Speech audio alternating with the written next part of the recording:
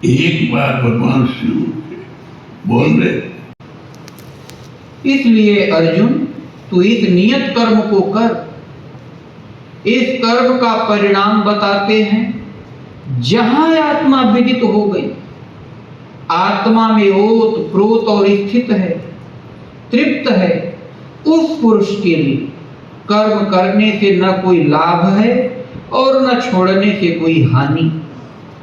फिर भी वह पीछे वालों के हित के लिए क्रिया में बरतते हैं, जबकि स्वयं उनके लिए कोई लाभ हानि नहीं है।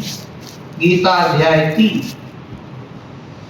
यही संत कबीर का संदेश है कि भजन के आरंभ में विवेक वैराग्य का अनुसंधान आवश्यक था, किंतु पूर्णता में नारी सकल पुरुषों वही खाए। जिन जिन को भक्ति ने जन्म दिया था उन्हें अपने में समाहित कर लिया। ताते रहत अकेला, शोध के लिए कोई अन्य बचा ही नहीं। अब जो स्थिति विशेष है उसे जो प्राप्त कर ले वह गुरु है। इसी स्तर वाले पूर्ण पुरुष सद्गुरु कहलाते हैं। इसी लक्ष्य को विदित करने वाला ही यह कहने का दावा कर सकता है कि मैं शिष्य हूं, अन्यथा हाट के गुरु बाट के चेला, अदो नरक में ठेलम ठेला, कल का मुड़िया आज अकेला। शिष्य शिष्य सब ही कहे, शिष्य भया ना कोए, पलटू गुरु की वस्तु को, लखे शिष्य तब होए।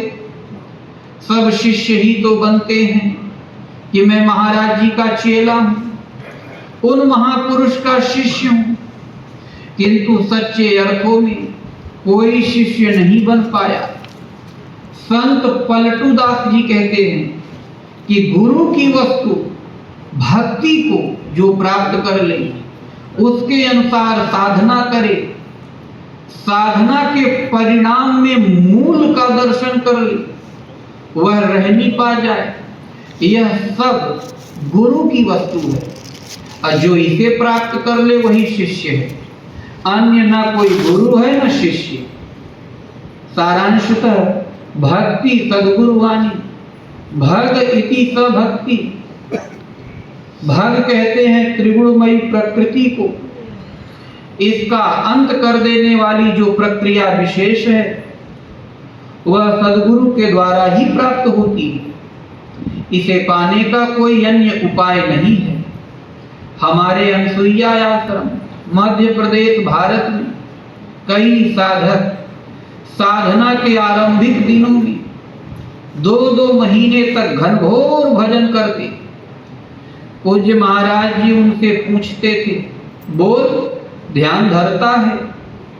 तो साधक धीरे से कहते तो महाराज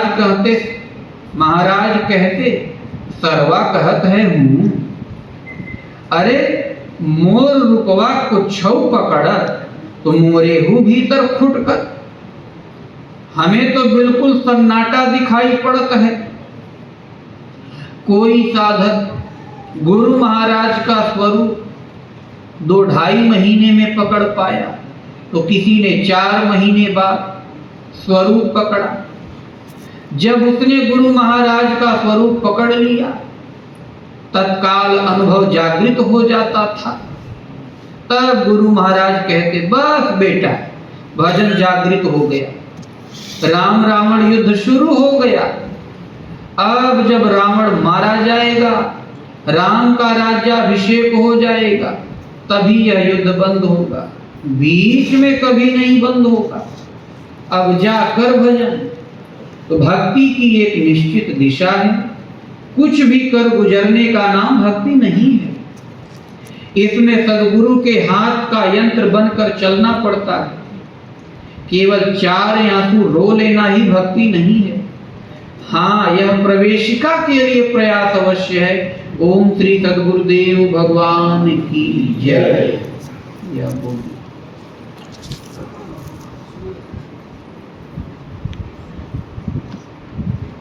अरे इसको छू तो दे।